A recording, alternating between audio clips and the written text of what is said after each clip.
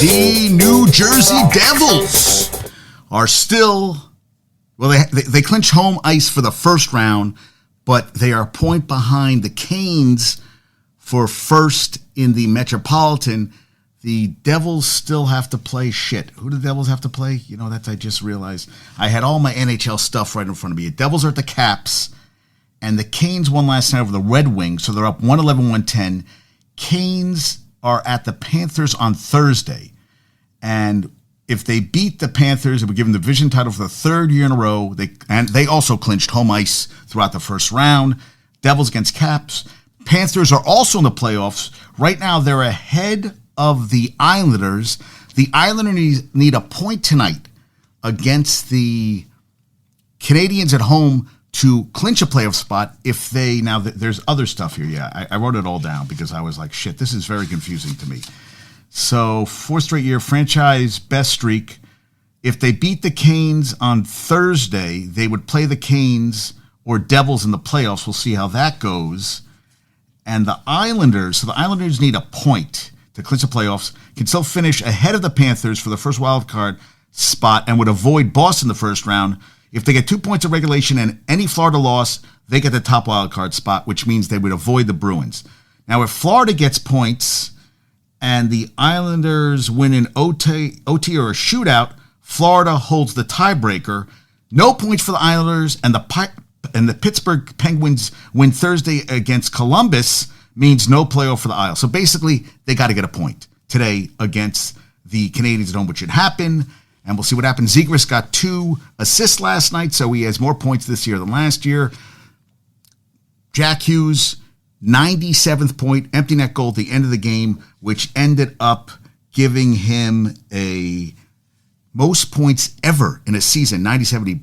He passed Patrick Elias in their 6-2 win last night over the Sabres, who were eliminated with the loss. And 51 wins was also a franchise record, which is kind of crazy. I mean, so think about that. All 3 teams in the Metropolitan over 100 points. And there's a lot of teams having very good seasons. There's very good teams and there's very bad teams this year. So congrats. And Luke Hughes got in his first game yesterday. No points, but he got his first game. And someone asked him after the game, well, what did you guys talk about? You know, you drove with your brother. The game must have been kind of cool. Yeah, we just listened to music. And they said, Luke, don't change. Michigan hockey Twitter page wrote, Luke being Luke, don't ever change. Yeah, he's like, it's like he didn't even want to talk. He's like, dude, we would listen to music. He said the reporter, and that was that. He was going to play hockey. They didn't really talk about a lot of stuff. It's like, you know, I've been playing hockey my whole life. Now it's in the professional ranks, but very cool.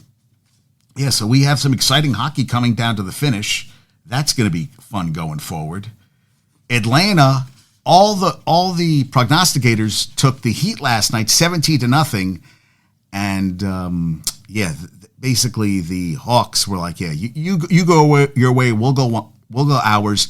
Heat were up 2-0, and then it was 24 points. I think they got it down to 5, blown out at the end. Now, the thing is, so the Heat are going to go against either the Raptors or the Bulls, who they were 1-6 this season, and the Celtics get the Hawks, who they went 3-0 this season. They have the third best defense, and the Hawks aren't great on three-pointers. Now, Trae Young had 25 last night, but 1 for 8 last night on three-pointers, which isn't, he's not a great shooter. He does everything on the court. DeJounte Murray, I mean, they played a hell of a game last night. They came out, and Barkley said he hadn't seen them play that fast. Now they've been, they were 41-41 regular season.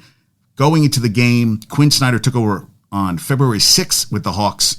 He was 10-11 coming to the game. Now they're 11-11. Now the Heat are going to have to play another game. Lowry led the Heat with 33. That's kind of crazy, right? I mean, he hasn't had a great season. Butler shot 6 for 19, and they're going to have to win another game, and then they're going to get the Bucks in the first round after being the number 1 seed last season, the Heat.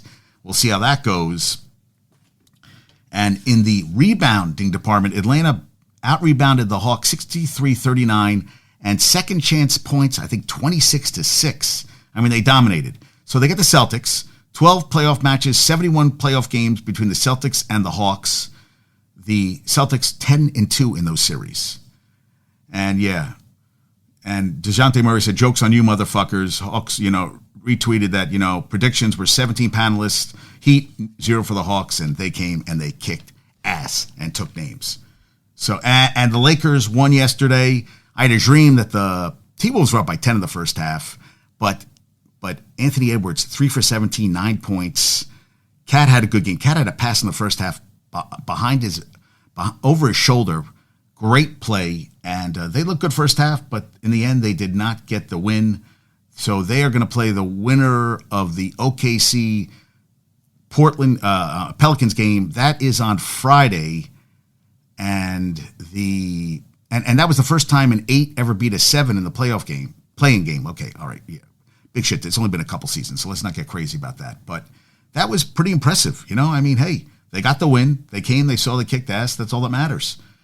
And also, I was watching a documentary a little bit. Dunbar High School. Bob Wade was the coach there. Reggie Lewis, Reggie Williams, Muggsy Bogues. I'm blanking. David Wingate. All these guys came through that school. A lot of talent. And one of the scouts said about Muggsy Bogues, he said the only inches that mattered, Muggsy Bogues was only 5'3", mattered was from the eyebrows up. I thought that was very telling. And they said he was just one big muscle. I mean, he wasn't even starting. Reggie Lewis was coming off the bench when that's how much talent they had there. And he was going to get fired because I think they won 14 games. I didn't know he played professional football for a couple of years Don Shula was his coach with the Colts. He was a defensive back. I was like, oh, all right. And this is crazy. So Lakers win. All 4 California NBA teams are in the postseason for the first time ever. Never happened before. Lakers, Clippers, Kings, and Warriors all in the playoffs in the same season. And they're hyped, man. They're hyped. That's pretty cool, right? So first time ever, all 4 California teams in the postseason. Julius Randle back at practice.